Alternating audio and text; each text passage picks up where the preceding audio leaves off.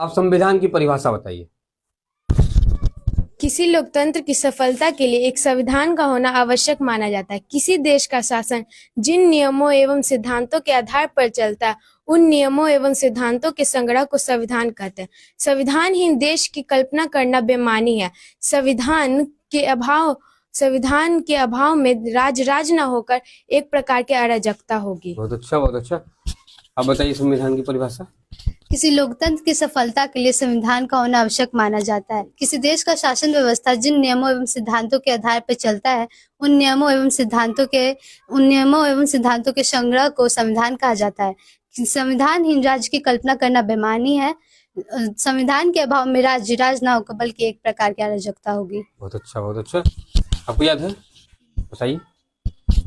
किसी लोकतंत्र की सफलता के लिए एक संविधान का होना आवश्यक माना जाता है।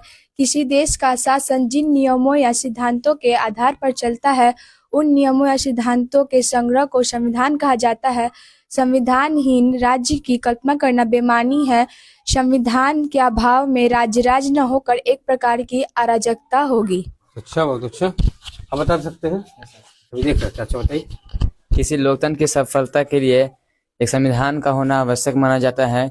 किसी देश का शासन जिन नियमों एवं सिद्धांतों के आधार पर चलता है, उन सिद्धांतों एवं नियमों के संग्रह को संविधान कहा जाता है। संविधानहीन राज्य की कल्पना करना बेमानी है। और कोई नहीं, आगे आगे बोलिए। संविधान के अभाव में राज न होकर एक प्रकार की अराजकता होगी। बहुत अच्छा, बहुत अच्छा। आप बता सकते हैं, बताइए। किसी लोकतंत्र की सफलता के लिए एक संविधान का होना आवश्यक माना जाता है। किसी देश का शासन जिन नियमों एवं सिद्धांतों के आधार पर चलता है, उन नियमों एवं सिद्धांतों के संग्रह को संविधान कहा जाता है। संविधानहीन राज्य की कल्पना करना से बेमानी है।